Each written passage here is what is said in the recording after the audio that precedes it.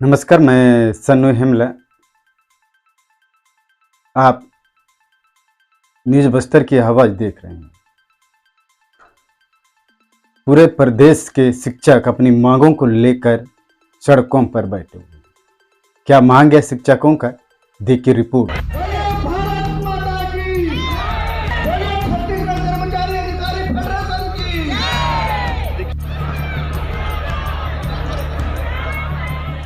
स्कूलों में पढ़ाने के बजाय सड़क पर प्रदर्शन करते और नारे लगाते ये लोग छत्तीसगढ़ के सरकारी स्कूलों के शिक्षक हैं। लेकिन ऐसा क्या हुआ कि क्लासरूम छोड़कर इन्हें सड़क पर उतरकर आंदोलन करना पड़ रहा है?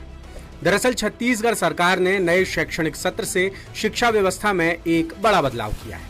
वो बदलाव है सरकारी स्कूलों और शिक्षकों का युक्तियुक्तकरण, यानी स्कूलों में स्टूडेंट्स और शिक्षकों की संख्या के हिसाब से एडजस्टमेंट करना, जिसे शिक्षक अव्यवहारिक बताकर विरोध कर रहे हैं।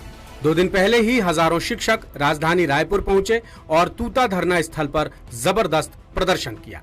हमारा ये कहना है कि जो प्राइमरी स्कूल है, सरकारी स्कूल है, मिडिल स्कूल है, हाई स्कूल है, हायर सेकेंडरी स्कूल है, यहाँ पर अधिकांश जो बच्चे हैं गरीब परिवार के बच्चे आते हैं। हमारा ये बहुत स्पष्ट कहना है कि गरीब परिवार के बच्चों को हमारे अलावा कोई है नहीं। प्राइमरी स्कूल में ये 1+1 देंगे, एक हेडमास्टर रहेगा और एक टीचर रहेगा, दोनों सहायक शिक्षक रहेंगे। हम ये कहते हैं कि क्या गरीब के बच्चे को गणित पढ़ने का अधिकार नहीं है, विज्ञान पढ़ने का अधिकार नहीं है, भाषा अंग्रेजी हिंदी पढ़ने का अधिकार नहीं है? पूंजीपतियों के बच्चों का अधिकार है, उनके बच्चे बड़े बड़े स्कूल में पढ़ते हैं, लेकिन मेरे गांव का जो बच्चा है उसको अधिकार नहीं है। सरकार को इस बात पर विचार करना था कि हर स्कूल में पहले विषय आधारित न्यूनतम शिक्षक देना था। अगर एक गणित विषय दे देते, शिक्षक छोड़ देते, तो विज्ञान भी पढ़ा लेता, एक हिंदी अंग्रेजी का कोई लेते तो वो अंग्रेजी हिंदी पढ़ा लेता।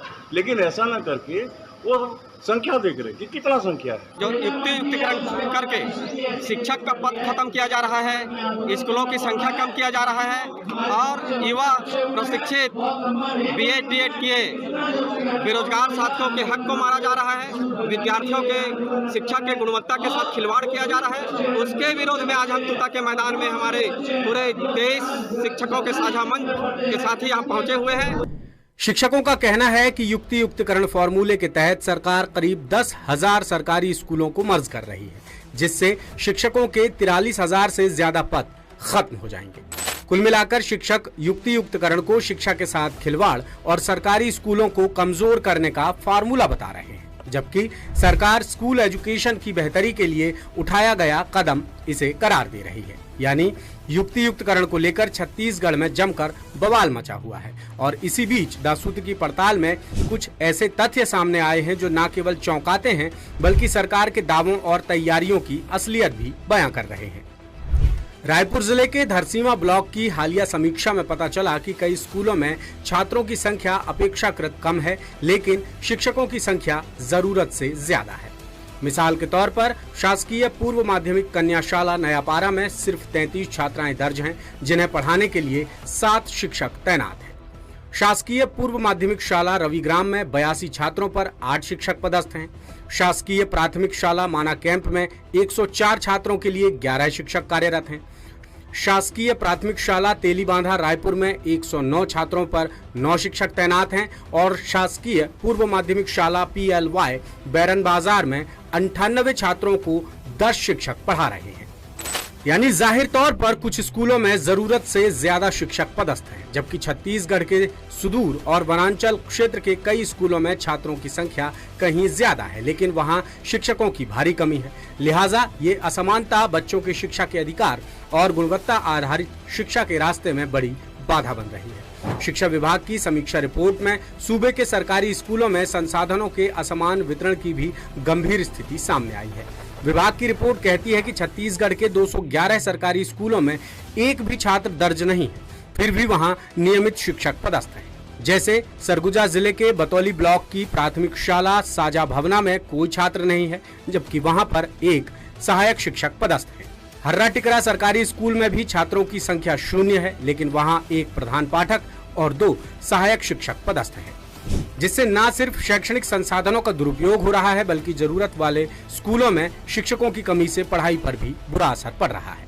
इधर शिक्षा विभाग का कहना है कि ऐसे स्कूलों की प्रासंगिकता अब खत्म हो चुकी है, इसलिए वहां से शिक्षकों को तत्काल हटाकर उन स्कूलों में भेजा जाएगा जहां उनकी वाकई जरूरत है। छत्तीसगढ़ के कई दूरस्थ और आदिवासी क्षेत्रों के स्कूलों में सालों से शिक्षकों की भारी कमी बनी हुई है, जैसे मनेन्द्रगढ़, चिरमिरी, भरतपुर जिले के शासकीय उच्चतर माध्यमिक विद्यालय कुंवरपुर में विषयवार शिक्षक ही नहीं है, जिससे 2024-25 में कक्षा 12वीं का परिणाम महज 40.68% रहा था, जो राज्य के औसत से बेहद कम है।